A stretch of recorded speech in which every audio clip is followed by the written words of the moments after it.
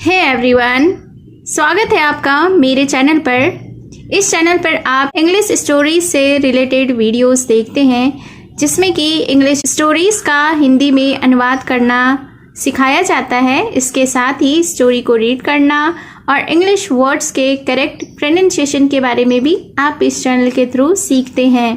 तो अगर आप इस चैनल पर न्यू हैं, मेरी वीडियो को पहली बार वॉच कर रहे हैं, तो मेरे चैनल ट्रेजर वर्ल्ड को सब्सक्राइब ज़रूर करें और जो बेल का आइकन दिख रहा है उसे भी हिट कर दें ताकि मेरी आने वाली वीडियोस का नोटिफिकेशन आप तक पहुंच जाए। तो इंग्लिश सीखने के लिए सबसे इजी वे है कि आप शॉर्ट इंग्लिश स्टोरीज़ का हिंदी में ट्रांसलेट करना सीखें। वोकैबलरीज यानी कि इंग्लिश वर्ड्स को हिंदी मीनिंग के साथ सीखें, याद रखें और शॉर्ट स्टोरीज़ का ओन लैंग्वेज में प्रैक्टिस करें। तो बस इसी को ध्यान में रखते हुए आज जो मैं स्टोरी लेकर आई हूँ यह एक शॉर्ट मोरल स्टोरी है। बहुत ही अच्छी कहानी है, आपको सुनकर भी बहुत अच्छा लगेगा और इसके साथ ही आप बहुत सारे न्यू एडवांस लेवल के वर्ड मीनिंग भी सीखेंगे। तो चलिए स्टार्ट करते हैं आज का यह new interesting story, moral story. आज के स्टोरी का टाइटल है द एंग्री फार्मर। एंग्री का अर्थ होता है गुस्सा, फार्मर यानी कि किसान। तो शीर्षक का अर्थ हुआ गुस्से वाला किसान या गुस्से में किसान। So let's begin the story.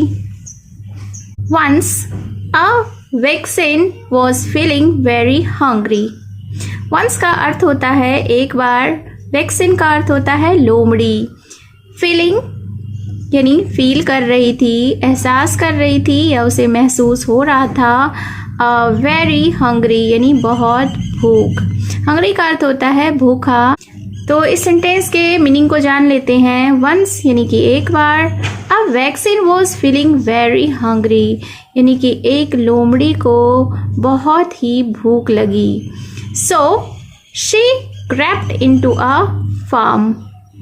सो का अर्थ होता है इसलिए, शी यानी कि वह, क्रेप्ट का अर्थ होता है धीरे धीरे घुसना या रेंग कर घुसना। इनटू अ फार्म, इनटू यानी कि में, अ यानी कि एक, फार्म का अर्थ होता है खेत। तो फिर क्या हुआ, सो यानी कि इसलिए, she crept into a farm, वह एक खेत में धीरे धीरे घुसी। Her mouth watered when she saw so many hens, ducks and fish.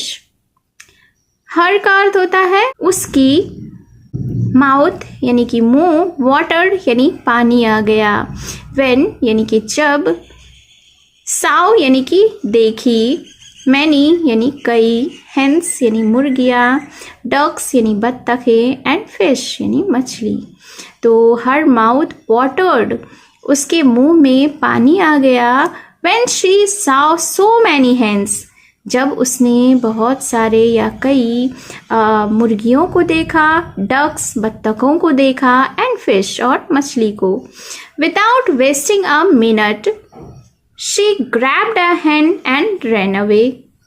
Without यानी कि बिना, वेस्टिंग का अर्थ होता है बर्बाद करना, वेस्ट यानी कि बर्बाद करना। चूँकि स्टोरी पास्ट टेंस में है इसलिए वेस्टिंग यहाँ बर्बाद किया।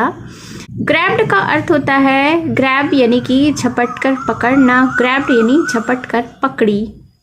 रैन अवे यानी भाग गई। तो फिर क्या हुआ, विदाउट वेस्टिंग अ मिनट यानी कि बिना एक भी मिनट को बर्बाद किए, शी ग्रैब्ड अ हैन, उसने झपट कर एक मुर्गी को पकड़ा, एंड रैन अवे और भाग गई। Now she started coming to the farm every day. Now यानी कि अब, स्टार्टेड यानी शुरू की, coming to the farm, come का अर्थ होता है आना, और टू द फार्म यानी खेत में आना, एवरी डे यानी प्रतिदिन।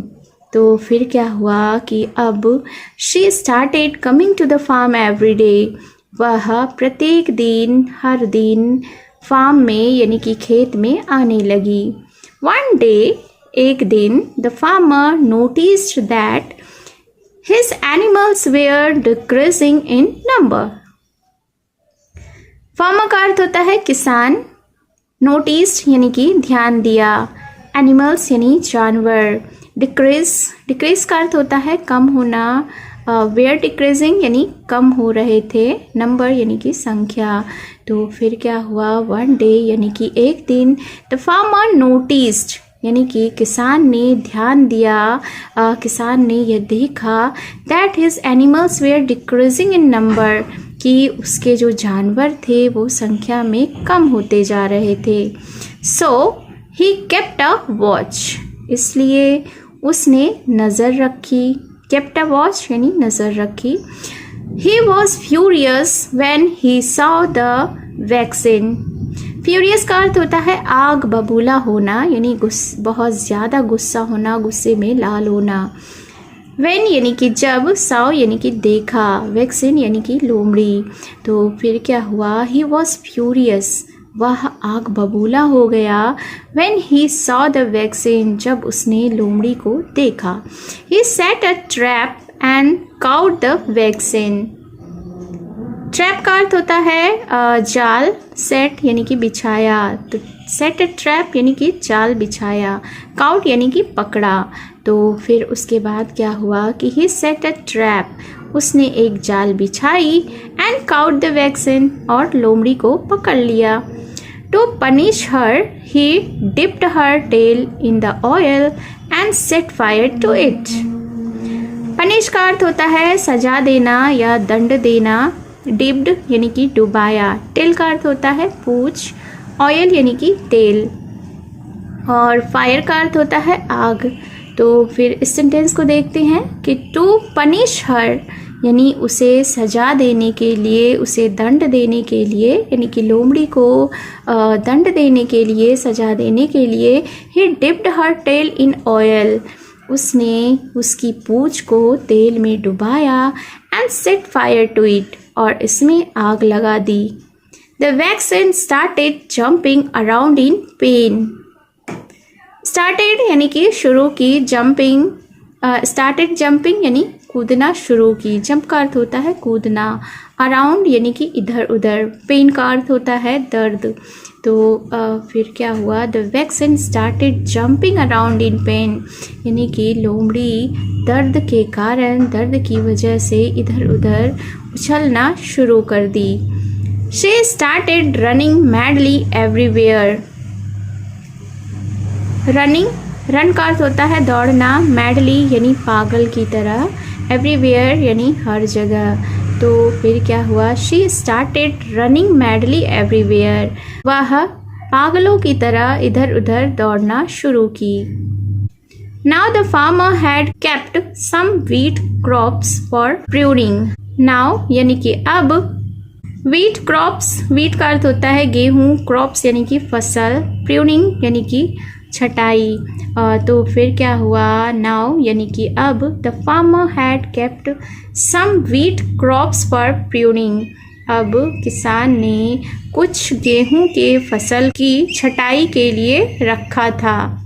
As the vaccine came near the wheat crops they caught fire. फिर उसके बाद क्या हुआ, as the vaccine came near the wheat crops, जब लोमड़ी गेहूं की फसल के पास आई, दे काउट फायर, तो उनमें आग लग गई। किसमें आग लगी, गेहूं की फसल में। All the wheat was destroyed. Destroyed यानी कि नष्ट हो गया या बर्बाद हो गया। तो जितने भी गेहूं के फसल थे वो सारे नष्ट हो गए, बर्बाद हो गए। Sadly now everything was over. Sadly यानी दुर्भाग्यवश, एवरीथिंग यानी कि सब कुछ, वॉज ओवर यानी खत्म हो गया। दुर्भाग्यवश अब सब कुछ खत्म हो गया था। The poor farmer regretted acting without thinking. Poor यानी कि दुखी, फार्मर यानी कि किसान, पुअर फार्मर यानी दुखी किसान। रिग्रेटेड यानी कि पछतावा हुआ। तो इस सेंटेंस को देखते हैं कि द पुअर फार्मर रिग्रेटेड यानी कि दुखी किसान को बहुत ही पछतावा हुआ। एक्टिंग विदाउट थिंकिंग, उसके बिना सोचे काम करने पर। It led to his own loss. Own यानी खुद का, लॉस यानी कि नुकसान, तो इससे उसे खुद का नुकसान उठाना पड़ा। Moral of the story is think before you act, यानी कि इस स्टोरी से हमें यह सीख मिलती है, यह मोरल मिलती है कि कार्य करने से पहले सोचें। हमें जो भी काम करना चाहिए उसके पहले बहुत ही सोच विचार कर लेनी चाहिए। So it was the story. आपको यह स्टोरी कैसी लगी कमेंट बॉक्स में ज़रूर बताएं, और क्या आपने इस स्टोरी में न्यू वर्ड्स सीखे वह भी ज़रूर बताएं।